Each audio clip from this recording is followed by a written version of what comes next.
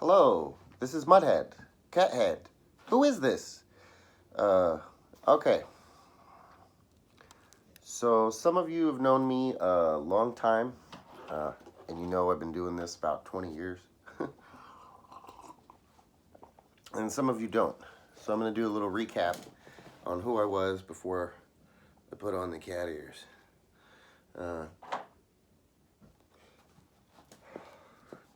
Let's see. The earliest work I was involved in, this is going to be about my art career this time. So I started at Palomar Community College. Of course, I had drawn growing up, and I had all the drawings I was doing, but that's when I started studying art at a higher level and trying to figure out what to do. And around that time, I started doing performance pieces and like little strange guerrilla installations. You know, I went around the school and I painted all these potatoes light blue and put symbols on them. I didn't even know what they meant yet. You know, just planet symbols and stuff like that. Let's see. And then my big famous performance there was I stole a piece of art by Valeska Soares. How that went down, I went on a Friday, 3 consecutive Fridays. The first Friday I went and I just looked at this piece. So what did I look at? It was a beeswax block about this big. Well, about this big. And it had 2 mouths on it and sculpted into the beeswax. And in the mouths, since they were pointed up, they were able to put 2 puddles in there of oil perfume. And then they kind of made a little thin puddle that went between the 2 mouths, which insinuated a kiss. It was a surrealist piece. It was beautiful. So I became obsessed with it. I was like, this is such a great piece. It was at the La Jolla Contemporary. So I went back the next Friday, and I waited. I looked at all the art. There was some good art there. And I waited for there to be no security guards. And I went in, and I kissed one of the mouths. And it burned a little bit, because, you know, oil perfume has alcohol in it, but not like, you know, whiskey or something, like alcohol, you know. So it burned a little bit, and then I had the rush, too, of the fear, you know. But it was an intimate, powerful moment with this piece. And I told a friend of mine, Coulter Jacobson, he got into the San Francisco Art Institute, too. I told him I kissed this piece, and I think I'm going to go back and I'm going to steal it. He was like, wow, man, that's crazy. But so I did. I went back the next Friday, and I waited again for there to be no guards. And I picked it up. It kind of stuck. It was on a platform, you know, kind of stuck in it. When I finally was able to pick it up, it was a little bit heavier than I thought. And I ran out the door with it. A security guard chased me. I thought I was going to stop and like turn around and return it or something. He chased me, jumped, he hit me in the back and knocked me down, and it exploded into a million pieces on this sweater I had. Immediately there were about 10 cop cars. And they, you know, they did their interrogation thing. Why did you do it? Did you do it for drugs? For drug money? Yeah, in the middle of the OM and steal a major piece of art. Who am I going to sell it to? Anyway, so they were interrogating me, and I had been inspired by, somebody stole the Mona Lisa once and kept it under his bed for, I think, like 7 years. So, and when they found him with it, they said, why'd you do it? He said, I was in love, which I really did kind of feel for this piece. So I said, I was in love. They were bewildered, threw me in a cop car. Anyway, I had to, I spent the night in jail, and I walked afterwards a long ways. Anyway, But the point was,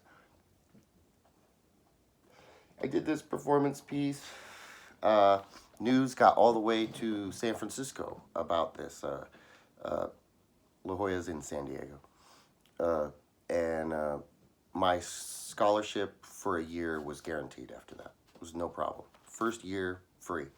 They couldn't give me more than that. But I could have gone to Brown. I actually got, I probably should have, because they could have gone for all 4 years. But I wanted to go to the conceptual school, you know.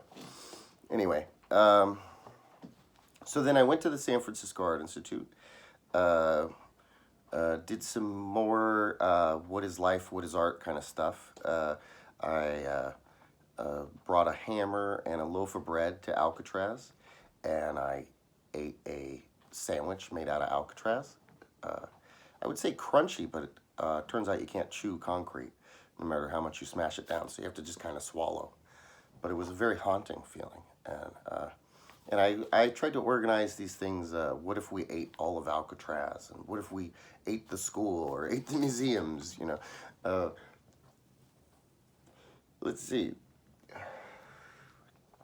Somewhere in there, I ended up mailing Dragonfly Dream. If any of you remember Dragonfly Dream, she was a great mail artist, and I asked her once if she was Heyoka, and she sent me a Christmas card in June. So that's a affirmative. But I sent a sea sponge with ocean water from the Oceanside Pier in '99 to her inside a Crayola box. And then it must have been a decade later, I talked to her online. She said, it's still in my shower. Let's see. I also ended up mailing Rude Jansen somewhere around that time. And I thought I was mailing Ray Johnson. I am crazy, you know, but I'm like crazy in a very interesting way, so get over it. Let's see. I did little projects. You know, I read Society of the Spectacle, and it had a big influence on me. So I thought I was the only one on Art Strike. Turns out there's been lots of people on Art Strike. But so I did weird little projects. Like I went to some museum, some gallery in Marin County, and I took the dot stickers that you put next to the painting that says it's sold, and I put them on all the people. And I even got the back of 2 high heels on one woman. And, and so I was doing stuff like that. But I spent some years after that homeless. I was still thinking about art all the time, and that's why many years later, when Keith Buchholz asked me to write some scores for the Harvard Library, it only took me like 2 weeks, because I'd been thinking about it for a decade. Let's see. Around 2006, I lived on the Paula Indian Reservation, and I turned a mobile home into an active participatory installation. Anybody was allowed to paint in my Winnebago. It didn't have an engine in it, so not art related. I helped a hybrid wolf give birth to 9 pups in there. 2 of them died. She ate one and buried the other one.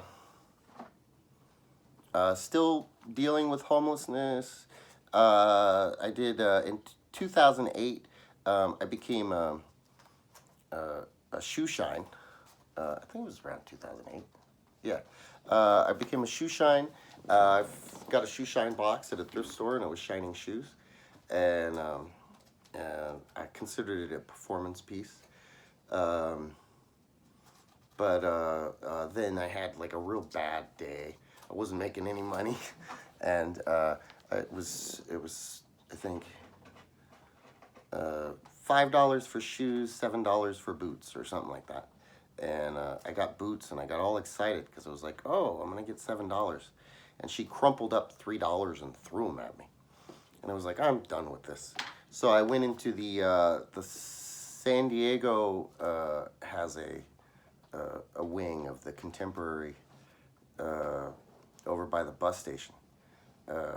So I went in there. I had been drawing these kosharic clowns everywhere because I was having visions of Kachinas. and I drew them with the shoe polish. You can't get that anymore. Griffin. It was great to tag with. Um, but I put the shoe shine box in there, and as I was leaving, the guard yelled at me, and here I was doing the opposite of stealing a piece. And he said, what do you leave in there? Is it a bomb? I said, no, it's my life. And I left. I ended up going to a psych ward soon after that and got on meds for the first time ever. And this is a piece from that time period. Probably one of the older pieces of art I own. Some people know the more formal orange, yellow, and brown mud heads I painted, which actually sold pretty well. Let's see. So then I got on meds. I moved to Payson, and I started doing lots of mail art. Lots of mail art. I mailed everybody that I met on Facebook. I mailed first, pretty much. Mail art was like freedom, and I was living in a house, and I had an address. It was great. So that got me into a lot of shows. I was in I was in the box show at the Flux Museum that Yoko Ono was also in. If you see pictures of that show, there's 3 big boxes, cardboard boxes, that sort of did the Russian doll thing where they fit inside each other. So I only sent 1 box, but the other 2 were inside it. And then you could stack them. And it was like 3 Kachinas. That was a really cool show. I was proud to be part of that, thanks to Cecil Touchon. I was in the Book About Death show that Matthew Rose put on, and they got acquired by the New York MoMA. I did a piece about the rainbow I saw when I thought I was mailing Ray Johnson, but it was mailing Ruth Jansen. He has a picture of it. He thinks it's by Rain Ray. Oh well. Anyway, had peanuts in it.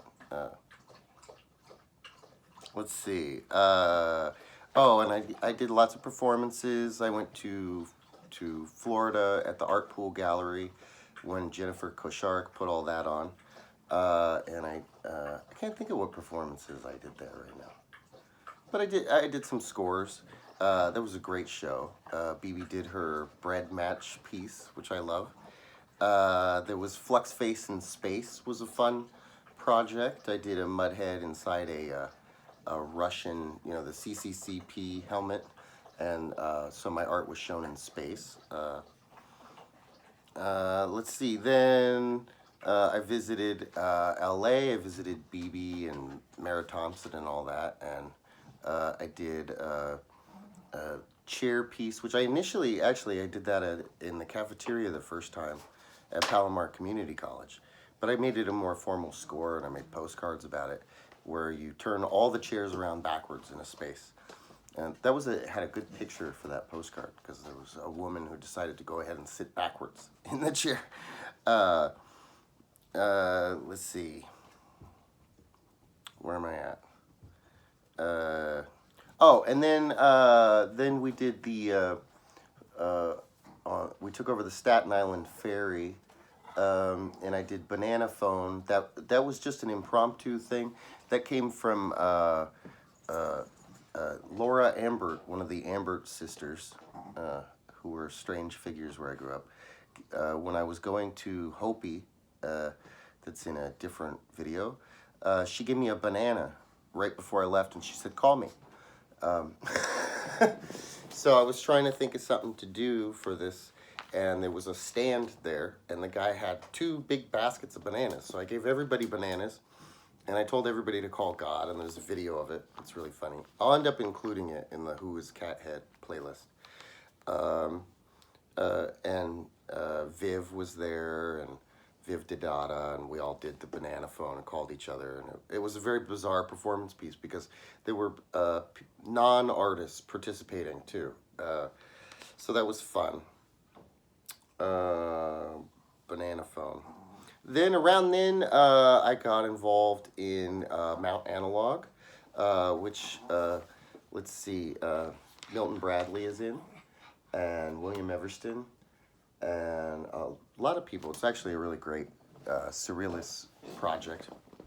Anyway, but out of that, we came up with, I think there's one animal mentioned in Mount Analog, and it's a blue squirrel. So I did Imagine Blue Squirrels at Miami Artworks. It was a great place to do that. I'm glad to be working with Michael 23 again for Cat Army 2. That was a very fun show, and we got some great pieces from that. I think Reed Wood sent a blank white piece of paper and said, "White squirrel in the snow," or something like that. And Keith Buchholz sent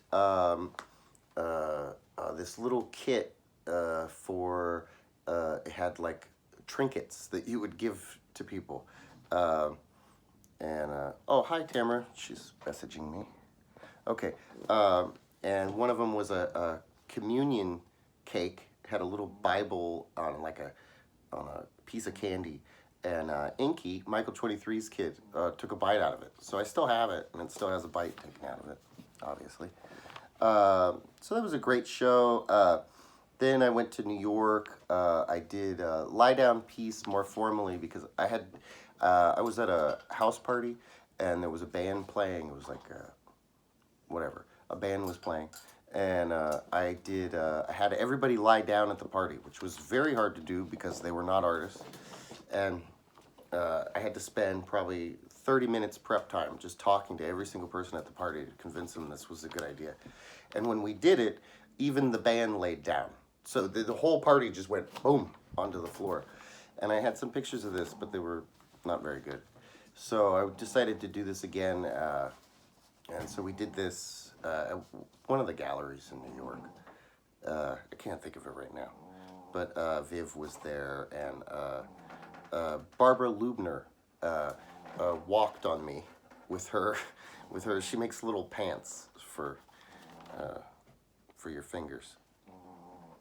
I did Apathy piece, which was from Rebecca Cunningham, where you take some saran wrap and you put money in there, and that was a great piece. And so I wrapped my whole face, and I ended up spending the rest of the performance just other people were performing, and I could barely see them, but there's money all over my face. And then I did Milk Piece at ETG, which Milk Piece originally came out of doing, when I was on the res, I was very poor, and I would sometimes, P.O. Box 2, sometimes I would pour milk out somewhere when we did get a little bit of money. Pouring a gallon of milk as a sense of, like trying to bring abundance back to us, like give something up to the earth. So I got to do that in front of ETG, which was while it was raining, and it was beautiful. There's a video of that somewhere. That was fun. Tootie Kuffelberg used to hang out there. Then I started doing these bed sheet paintings that were gigantic, much bigger than this even. And I did 4 of them.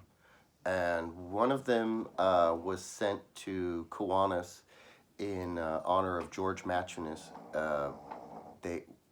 We took over a bus with a bunch of art, and there's some pictures of that, one of my bedsheet paintings hanging in a bus that was driving around Kiwanis, Lithuania. It was pretty neat.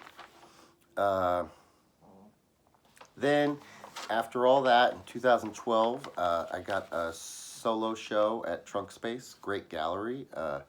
Unfortunately, they moved into a church, and they don't show art anymore, but they still have great music. What's up to Steph Carrico? And also, I got an article written about me then in the whichever Phoenix paper, The Man, the Myth, the Mudhead, which was pretty cool. I was in a Stuckus exhibition in 2014.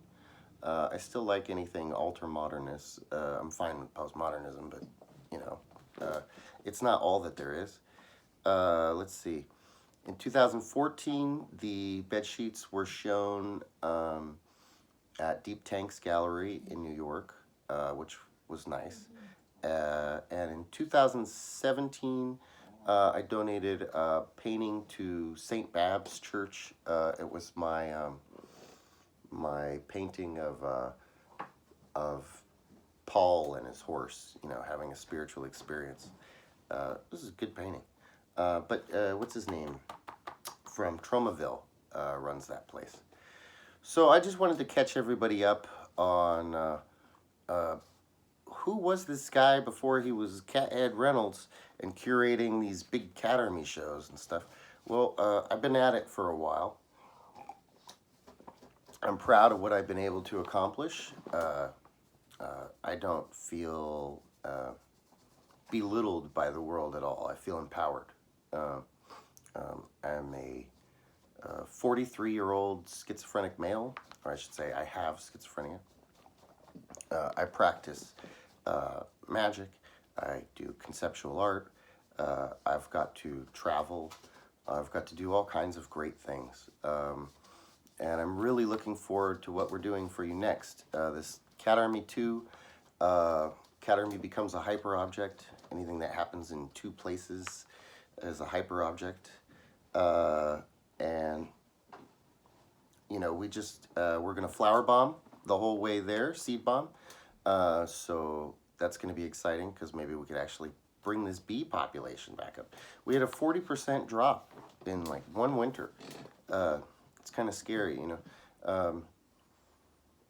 I've always been doing art for that's resistance. All I do is protest. All I do is try to create something better in this world. And you know, the great thing about curating these mail art shows is there are so many great artists. Rosalie Gansey, Lee Goldberg. I don't have time to name them all now, but so many people send in such great work, and we're a real community, and I'm grateful for that. So I'm gonna keep going, keep making art. You keep making art out there in the world, and love you all. Peace.